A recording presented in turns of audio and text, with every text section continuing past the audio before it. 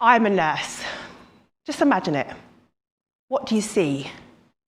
What sounds do you hear? What does it smell like?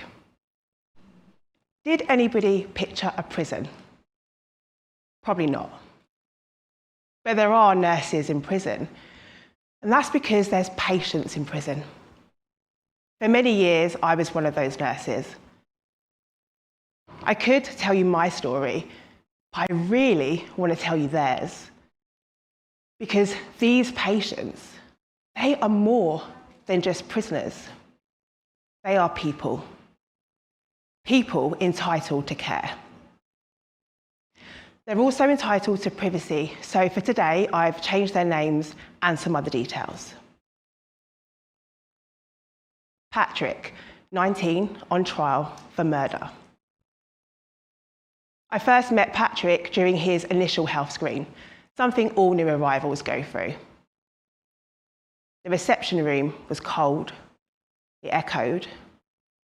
It smelt faintly like disinfectant and damp concrete. He sat across from me, small, trembling, eyes fixed to the floor, shoulders hunched. He carried the weight of a story that nobody ever asked him to tell.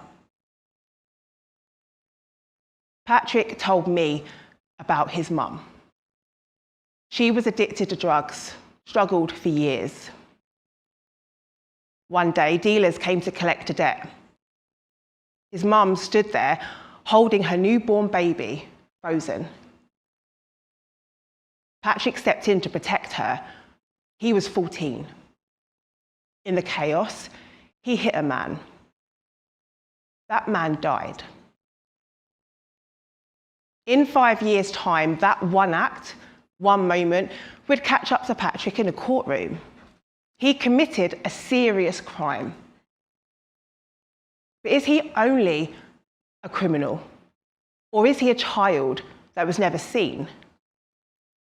Patrick didn't have a support plan, no social worker knocking at his door, no teacher checking in. He wasn't referred or reviewed or recognised, not when his mum was using or when he went hungry or missed school. He was a child raising other children, carrying trauma in silence. For Patrick, basic care should have been support, a system that saw his family, reached in and intervened early before the damage was done. Instead, it took a tragedy for anyone to notice him. The years of untreated trauma and neglect had shaped his body, his mind, his responses. This wasn't just a young man facing trial. This was a patient who needed psychological support, safeguarding, continuity of care. His healthcare needs weren't new. They'd never been met. What if that was your son?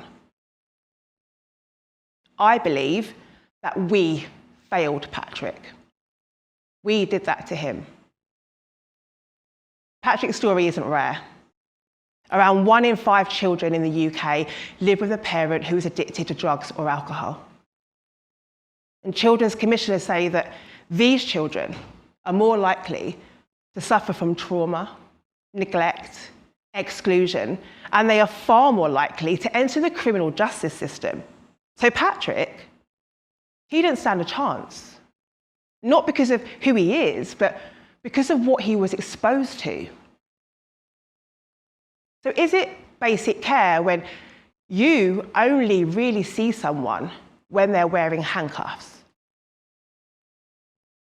Basic care isn't just about preventing tragedy, because even the most ordinary things can be dehumanizing when systems are built without care in mind. Harvey, 15, gang-related offences. Harvey came to the prison healthcare unit because he wanted his braces tightened. Routine for any teenager, right? Except healthcare in prisons is shaped by security, contracts and constraints that often override clinical judgment. This wasn't like before. He wasn't sitting in a waiting room flicking through magazines. He was chained, escorted under watch, confined to a metal cage for 4 hours whilst being transported in a van that smelt like metal and rubber, and not because of a medical decision, but because of a commissioning barrier.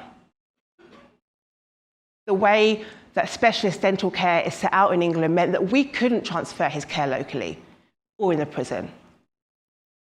The contract said we had to return to the original provider. So we followed the contract, not the care. Harvey told me that he was embarrassed, not by the braces, but by everything else that came with them. He wore prison-issued joggers that hung awkwardly like a borrowed identity. His wrists were raw from the metal cuffs that linked him to an officer. Deep down, he was terrified that someone would see him, an old school friend, a neighbour. Not as Harvey, but as the prisoner being led to the waiting room in chains. Would you let that happen to your nephew?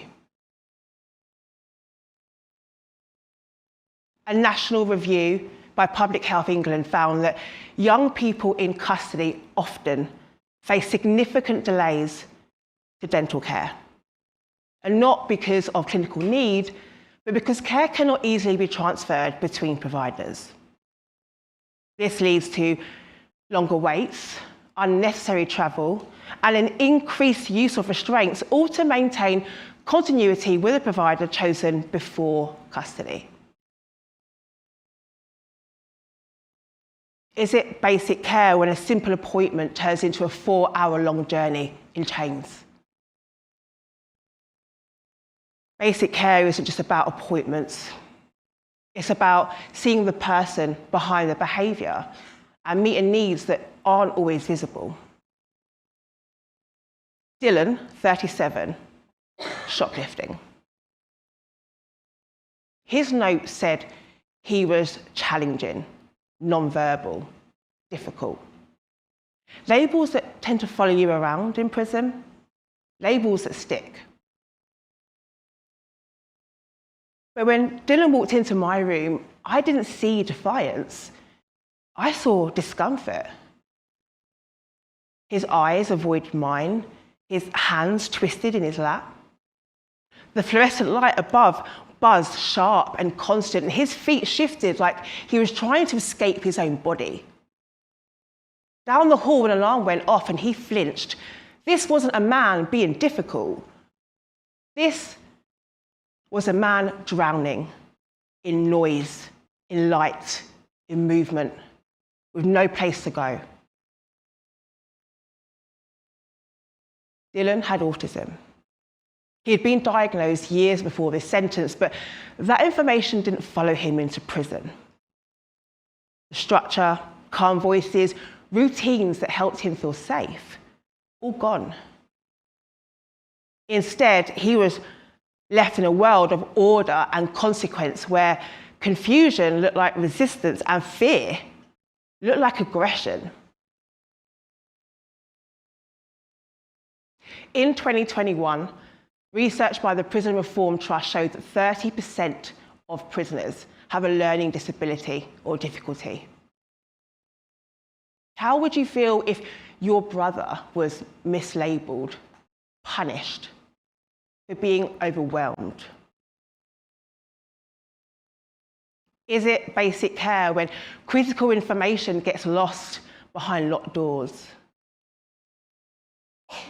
When basic care is filtered through risk assessments and outdated practices, needs are misread and people become paperwork.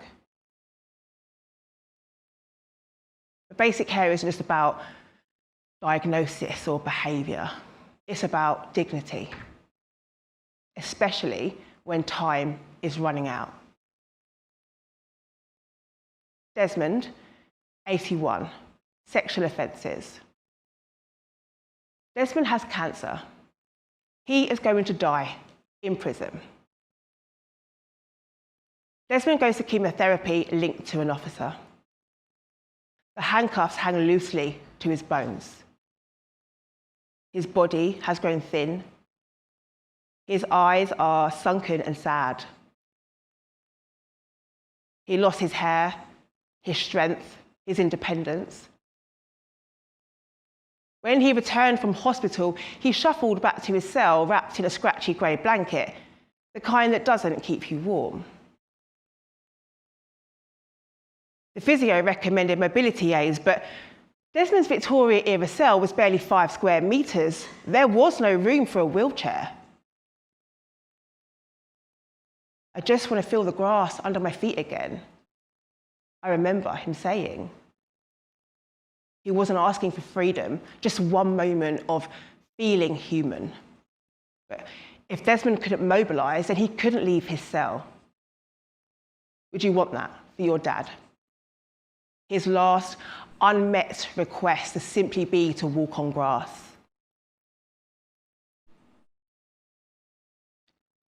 Desmond's not the only person growing old behind bars.